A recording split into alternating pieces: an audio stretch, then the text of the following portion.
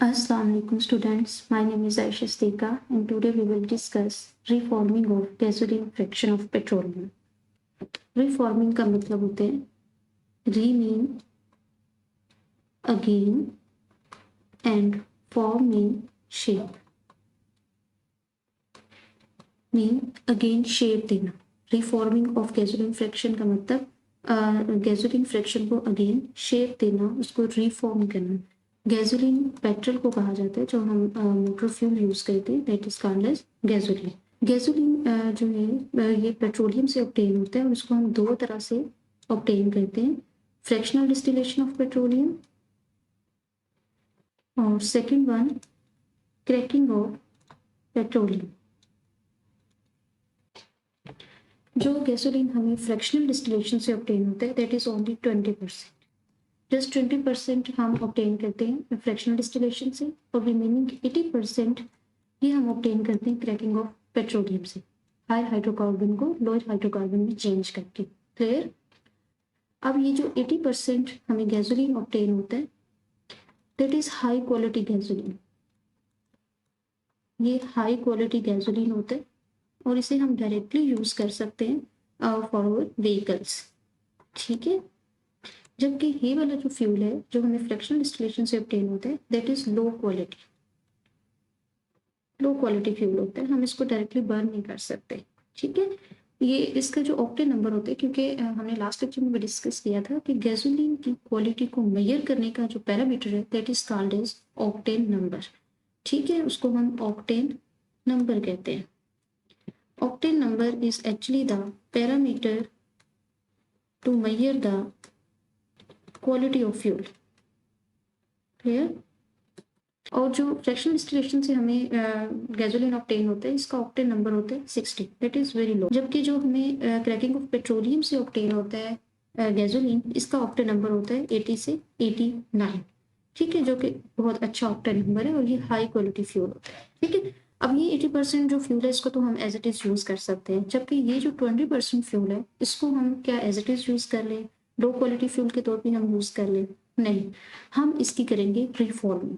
ठीक है. हम इसको भी हाई क्वालिटी फ्यूल में चेंज करेंगे. तो हम सबसे पहले जो इंजन है, इंटरनल कंबस्शन इंजन जिसमें फ्यूल को बर्न किया जाता है, हम उसकी वर्किंग देख लेते हैं कि उसके ऊपर क्या इफेक्ट होता है लो क्वालिटी और हाई क्वालिटी फ्यूल का. एक और बात कि ये जो लो क्वालिटी फ्यूल होता है ये क्या होता है, नॉकिंग प्रोड्यूस करता है. ठीक है. नॉकिंग प्रोड्यूस करते हैं इंजन के अंदर, जबकि हाई क्वालिटी फ्यूल जो है ये नॉकिंग प्रोड्यूस नहीं करता. ठीक है. नो नॉकिंग, कोई नॉकिंग प्रोड्यूस नहीं करता, ये स्मूथली बर्न करता है. नॉकिंग किसे कहते हैं? नॉकिंग कहते हैं शार्प मेटेलिक साउंड को. जैसे हम लोहे के ऊपर अगर कोई चीज मारें, कोई चम्मच वगैरह, या लोहे को जब आप हीट करें तो एक साउंड प्रोड्यूस होती है, एक शार्प साउंड प्रोड्यूस होती है, that sound is called as metallic sound. ठीक है. तो अगर हम लो क्वालिटी फ्यूल को बर्न करेंगे इंटरनल कंबस्शन इंजन में तो नॉकिंग प्रोड्यूस होगी, एक शार्प मेटेलिक साउंड प्रोड्यूस होगी जो हमारी इंजन की एफिशिएंसी को लोअर कर देगी. इंटरनल कंबस्शन इंजन ऐसे इंजन को कहते हैं जिसमें फ्यूल सिलेंडर के अंदर बर्न करते हैं. ठीक है. सपोज ये एक सिलेंडर है और इसके ऊपर दो वॉल्व लगे हुए हैं, एक ये वॉल्व है और एक ये वॉल्व है. सही है. दो वॉल्व लगे हुए हैं और इसके सेंटर में एक स्पार्क प्लग लगा हुआ है. ये सपोज कर लें कि ये एक स्पार्क प्लग है, ये एक स्पार्क प्लग लगा हुआ है और इसके ऊपर दो वॉल्व लगे हुए हैं और इसके अंदर एक मूवेबल पिस्टन मूव कर रहा है. इस कंबस्शन इंजन के अंदर एक मूवेबल पिस्टन लगा हुआ है और ये मूवेबल पिस्टन जो है ये कनेक्टेड है विद अ शाफ्ट. ठीक है. एक शाफ्ट के साथ इसको कनेक्ट किया हुआ है. ये एक शाफ्ट है, इसके साथ कनेक्टेड है और ये इसके अंदर एक मूवेबल पिस्टन लगा हुआ है. क्लियर? और ये है इसका स्पार्क प्लग. ये मैंने एक रफ सी डायग्राम बनाई है आपको जस्ट समझाने के लिए. और ये वाला वॉल्व जो है इससे गैसेस आउट होती हैं, ये इसका आउटर वॉल्व है. सही. यहाँ से जो गैसेस प्रोड्यूस होती हैं वो आउट यहाँ से रिमूव होती हैं, जबकि ये जो है यहाँ से इसमें गैसेस इन होती हैं. ठीक है. अब होता है क्या, ये इंटरनल कंबस्शन इंजन जो है इसकी वर्किंग इस तरह से होती है कि ये जो वॉल्व लगा हुआ है ना, इसके थ्रू एयर और फ्यूल का मिक्सचर जो है वो एंटर होता है, air plus fuel, air plus fuel का मिक्सचर इस वाल्व से एंटर होता है और जैसे ये मिक्सचर इसके अंदर एंटर होता है तो ये जो मूवेबल पिस्टन लगा हुआ है इस शाफ्ट के मूव करने की वजह से ये ऊपर नीचे मूव कर रहा होता है। ठीक है, ये शाफ्ट ऐसे घूम रही होती है, तो जैसे ये मूव करती है तो ये पिस्टन भी इसके साथ ऊपर नीचे मूव करता है। सही, तो जैसे ये फ्यूल और एयर का मिक्सचर इसके अंदर एंटर होगा, यहाँ से ये मूवेबल पिस्टन जो है ऊपर की तरफ मूव करेगा और मूव करके ये जो गैसेज है इनको कंप्रेस कर देगा। जैसे ये गैसेस कंप्रेस होंगी तो ऊपर से ये जो स्पार्क प्लग लगा हुआ है ये क्या, इसका काम होता है फायर प्रोड्यूस करना, स्पार्क प्रोड्यूस करना। ठीक है, तो ये फौरन से स्पार्क दे देगा। जैसे ये कंप्रेस हुई यहाँ से ये स्पार्क दे देगा जिसकी वजह से फ्यूल में बर्निंग स्टार्ट हो जाएगी। अब जैसे फ्यूल बर्न हुआ, एकदम इसके अंदर बर्निंग स्टार्ट हुई, तो बर्निंग की वजह से जो गैसेस प्रोड्यूस होंगी उन गैसेस के प्रेशर से ये जो पिस्टन है ये अगेन नीचे को मूव करेगा। ठीक है, अगेन ऊपर मूव करेगा और जो गैसेस प्रोड्यूस होंगी वो बाहर मूव कर जाएगी। फिर ये प्रोसेस दोबारा से रिपीट होगा कि फिर एयर और फ्यूल का मिक्सचर एंटर होगा, ये कंप्रेस करेगा, स्पार्क प्रोड्यूस होगा। ये इसकी नॉर्मल वर्किंग। ठीक है, रेगुलर वर्किंग, इसको क्या कहते हैं, रेगुलर वर्किंग कहते हैं। ठीक है, जब क्वालिटी जो है फ्यूल की बहुत अच्छी होती है। बट अगर फ्यूल की क्वालिटी अच्छी नहीं है, फ्यूल के अंदर लो चेन हाइड्रोकार्बन्स प्रेजेंट है या फिर उसके अंदर स्ट्रेट चेन हाइड्रोकार्बन्स प्रेजेंट है, ये हम सारी चीजें डिस्कस करते हैं। अगर फ्यूल की क्वालिटी अच्छी नहीं है तो फिर क्या होता है, जैसे एयर और फ्यूल का मिक्सचर एंटर हुआ, यहाँ से ये पिस्टन मूव किया और अभी इसने गैसेस को सही से कंप्रेस भी नहीं किया, अभी स्पार्क प्लग ने फायर भी नहीं किया कि यहाँ पे एक स्पॉन्टेनियस बर्निंग स्टार्ट हो जाती है, स्पॉन्टेनियस बर्निंग स्टार्ट हो जाएगी। और इस स्पॉन्टेनियस बर्निंग की वजह से फिर क्या होगा, यहाँ से एक, क्योंकि यहाँ से स्पॉन्टेनियस बर्निंग स्टार्ट हुई, साथ ही स्पार्क प्लग ने भी फायर कर दिया, वो भी बर्निंग स्टार्ट हो गई। और इतनी ज्यादा बर्निंग की वजह से जब एकदम गैसेस प्रोड्यूस होंगी तो उन गैसेस के प्रेशर की वजह से एक थर्स्ट प्रोड्यूस होगा और ये पिस्टन एकदम नीचे मूव करेगा। ठीक है, जोर से नीचे मूव करेगा और शार्प मेटेलिक साउंड प्रोड्यूस होगी जिसको हम नॉकिंग कहते हैं। क्या कहेंगे इसको हम, नॉकिंग कहेंगे, शोर प्रोड्यूस होगा। और जब ये प्रोसेस बार बार हो रहा होगा तो फिर ये इंजन की एफिशिएंसी को लोअर कर देगा। तो इस नॉकिंग का नुकसान क्या होते हैं, नंबर 1 ये लोअर कर देती है efficiency of engine, lower the efficiency of engine. ये फ्यूल की कंजप्शन को इंक्रीज कर देती है, increase the fuel consumption, efficiency of engine को लोअर कर देगी, फ्यूल की कंजप्शन को हाई कर देगी। और इसके अलावा ये जो है इंजन, उसको वैसे भी ये खराब कर देगी।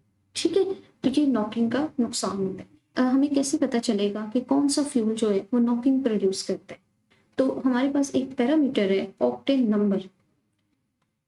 ऑक्टेन नंबर की बेस पे हम किसी भी फ्यूल को जज कर सकते हैं कि क्या इसकी क्वालिटी हाई है या इसकी क्वालिटी लो है। तो ऑक्टेन नंबर क्या होता है, फर्स्ट डेफिनेशन तो ऑक्टेन नंबर की ये है, parameter to measure the quality of fuel, parameter to measure the quality of. और सेकेंड डेफिनेशन है इसकी, the percentage of isooctane in gasoline fraction, gasoline fraction के अंदर कितनी परसेंटेज है आइसोऑक्टेन की, this is called as octane number. ठीक है, सपोज कि हमारे पास जो गैसोलीन फ्रैक्शन है वो 100 है। ठीक है, और उसके अंदर अगर 100 के अंदर 40 जो है वो नंबर है आइसोऑक्टेन का, 40% आइसोऑक्टेन है, तो इट्स मीन इस फ्रैक्शन का जो ऑक्टेन नंबर होगा दैट विल बी 40। ठीक है, तो इस तरह से हम इसको मेजर करते हैं। अच्छा, अब प्रैक्टिकली ना कुछ जो कंपाउंड हैं उनको ऑक्टेन नंबर असाइन किए गए हैं। जैसा कि अगर हम एन हेप्टेन की बात करें, एन हेप्टेन, हेप्टेन का मतलब 7 कार्बन है। ठीक है, 1 2 3 4 5 6 एंड 7। अब इसकी वैलेंसी को सेटिस्फाई कर लें। ठीक है, इसको हम एन हेप्टेन कहते हैं और एन हेप्टेन को जो ऑक्टेन नंबर असाइन किया गया दैट इज 0। ठीक है, इसका 0 ऑक्टेन नंबर होता है, यानी अगर इसकी फ्रैक्शन प्रेजेंट होगी गैसोलीन के अंदर तो gasoline very very low quality हो। इसी तरह से एक और कंपाउंड है n octane, octane mean 8 carbon है। ठीक है, इसी में एक कार्बन जो है उसका आप उसको इंक्रीज कर दें 1 कार्बन। ठीक है, 1 2 3 4 5 6 7 और 8, इसकी वैलेंसी को भी हम सेटिस्फाई कर लेते हैं। ठीक है, तो ये एन ऑक्टेन, एन ऑक्टेन का ऑक्टेन नंबर होता है -20। अगर हम आइसो ऑक्टेन की बात करें, यहाँ पे हमने आइसो ऑक्टेन की बात की है, ठीक है वो भी ऑक्टेन, उसके अंदर भी 8 ही कार्बन है, बट आइसो ऑक्टेन को जो ऑक्टेन नंबर असाइन किया गया है दैट इज 100। अब आइसोक्टेन का स्ट्रक्चर हम कैसे बनाएंगे, आपने सबसे पहले 5 कार्बन ड्रॉ करने, फिर इसके कार्बन नंबर 2 पे 2 मिथाइल ग्रुप लगा देंगे, CH3 एंड CH3। फिर आपने कार्बन नंबर 2 पे एक मिथाइल ग्रुप लगा देना, सही है, और इसकी वैलेंसी को सेटिस्फाई कर लेना। हर कार्बन 4 बॉन्ड बनाती है, इसके ऑलरेडी 4 है, H2, यहाँ पे एक हाइड्रोजन और यहाँ पे H3 आ जाएगा। This is isooctane. और अगर आइसोऑक्टेन प्रेजेंट होगा किसी भी फ्यूल के अंदर, यानी कि गैसोलीन फ्रैक्शन के अंदर अगर आइसोऑक्टेन प्रेजेंट है, तो it's mean it's very high quality fuel. सही है, अब डिपेंड करते हैं कि उसकी कितनी परसेंटेज प्रेजेंट है। अगर 80 है या 80 से अबव है, 80 है या 80 प्लस है, तो it's mean it's a high quality fuel. और जो हमें फ्रैक्शनल डिस्टिलेशन से ऑक्टेन हुआ था गैसोलीन, उसका ऑक्टेन नंबर था 60, और ये बहुत ज़्यादा नॉकिंग प्रोड्यूस करता था। एक और चीज़ आपने याद रखनी है, अक्सर ऑब्जेक्टिव में ये क्वेश्चन पूछा जाता है कि अगर फ्यूल के अंदर स्ट्रेट चेन हाइड्रोकार्बन्स होंगे तो फ्यूल की क्वालिटी लो होगी, जैसा कि हमने एन हेप्टेन और एन ऑक्टेन के केस में देखा है। ठीक है, एन हेप्टेन और एन ऑक्टेन के केस में हमने देखा है कि ये स्ट्रेट चेन हाइड्रोकार्बन्स हैं और इनकी क्वालिटी लो है। बट अगर ब्रांच चेन हाइड्रोकार्बन्स प्रेजेंट है, या साइक्लिक हाइड्रोकार्बन्स हैं, या फिर एरोमेटिक हाइड्रोकार्बन्स हैं, तो इट्स मीन उस फ्यूल का ऑक्टेन नंबर भी हाई होगा और उसकी क्वालिटी भी अच्छी होगी और वो स्मूथली बर्न करेगा, कोई नॉकिंग प्रोड्यूस नहीं करेगा। ठीक है, अब हम इस जो नॉकिंग प्रोड्यूस करने वाला फ्यूल है उसको हम कैसे बेहतर बना सकते हैं, सही, क्योंकि हमारे पास जो 20% फ्यूल है, जो 20% गैसोलीन फ्रैक्शन है, जो हमें फ्रैक्शनल डिस्टिलेशन से ऑब्टेन होती है, वो नॉकिंग प्रोड्यूस करती है। तो रीफॉर्मिंग ऑफ गैसोलीन, अच्छा जी, रीफॉर्मिंग हम कैसे कर सकते हैं। नंबर 1 तो हम चेंज कर सकते हैं स्ट्रेट चेन हाइड्रोकार्बन्स को ब्रांच्ड चेन हाइड्रोकार्बन्स।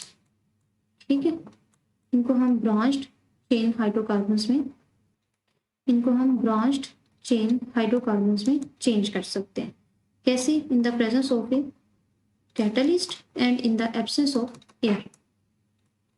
और in the presence of catalyst हम स्ट्रेट चेन हाइड्रोकार्बन्स को ब्रांच चेन हाइड्रोकार्बन्स में चेंज करके क्वालिटी ऑफ फ्यूल को बेटर कर सकते हैं। ठीक है, जैसा कि एन ऑक्टेन को हम चेंज कर सकते हैं इन the absence of air and in the presence of a catalyst branch chain hydrocarbons यानी कि आइसोऑक्टेन में चेंज कर सकते हैं। ठीक है, हम इसके अंदर कोई एंटी नॉकिंग एजेंट ऐड कर सकते हैं। एंटी नॉकिंग एजेंट हम कौन सा ऐड करते हैं, टेट्रा इथाइल लेड, TEL इसको कहा जाता है, टेल भी इसको बोला जाता है। ठीक है, tetra ethyl lead, tetra mean 4, E mean ethyl और L मीन लेड, PB इसका सिंबल होता है। तो हम इसका भी स्ट्रक्चर ड्रा कर सकते हैं।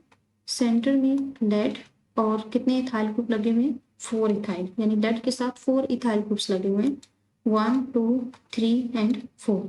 इसको आप ET भी लिख सकते हैं। ठीक है, या फिर आप इसको C2H5 भी लिख सकते हैं। सही, ET भी इसको कहते हैं, या फिर C2H5 भी आप लिख सकते हैं। ET भी इसी को कहा जाता है।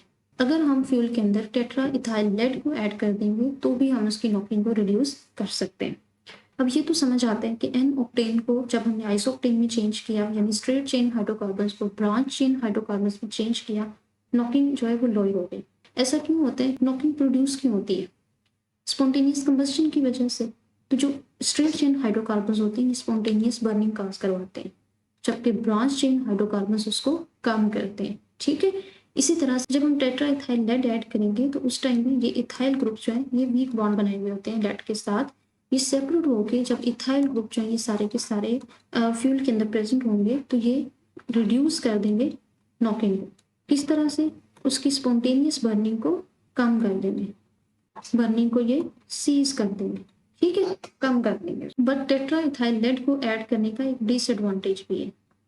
डिसएडवांटेज क्या है कि जब ये इथाइल ग्रुप इससे सेपरेट हो जाएंगे, क्योंकि ये वीक बॉन्ड बनाए हुए होते हैं, तो लेड यहाँ से सेपरेट हो जाएगा। ये लेड जो है ये ऑक्सीजन के साथ मिलेगा और बना देगा लेड ऑक्साइड, सही है। और लेड ऑक्साइड की होगी देन रिडक्शन, और रिडक्शन से अगेन प्रोड्यूस होगा लेड। और ये जो लेड है दिस इज मेटेलिक लेड, और मेटेलिक लेड जो है ये फिर एग्जॉस्ट गैसेस के साथ इन्वायरमेंट में रिलीज हो जाएगा। तो ये एग्जॉस्ट गैसेस के साथ रिलीज होके ये पोल्यूशन काज करेगा, सही। और ये लेड जो है ये बहुत ज़्यादा डेंजरस भी होता है छोटे बच्चों के लिए, स्पेशली उनके अंदर मेंटल रिटार्डेशन की वजह बनता है ये, और बाकी के अंदर भी ये मेंटल रिटार्डेशन और बाकी जो डिसऑर्डर्स हैं उनको प्रोड्यूस करता है। इसके अलावा लेड जो है एक तो लेड ऑक्साइड की रिडक्शन से हमें मिलते हैं, और सेकेंड वन यहाँ पे डायरेक्टली भी लेड जो है वो रिमूव हो रहा होता है। तो दोनों तरह से ये लेड जो है ये फिर उसके अंदर रिलीज होगा इन्वायरमेंट में, पोल्यूशन काज करेगा, सही। अब इसका अल्टरनेट भी हो सकता है। अल्टरनेट ये है कि हम इसके अंदर कुछ ऐसे एंटी नॉकिंग एजेंट्स ऐड करें फ्यूल के अंदर जो पोल्यूशन काज ना करें। जैसे कि हम इसके अंदर बेंजीन ऐड कर सकते हैं, हम कोई साइक्लो एल्केन्स ऐड कर सकते हैं, कोई ब्रांच चेन हाइड्रोकार्बन्स ऐड कर सकते हैं, ठीक है, जो उसकी नॉकिंग को कम कर दे और इस तरह से हज़ार्डस जो मेटेलिक पार्टिकल्स हैं उनको ये रिमूव ना करें।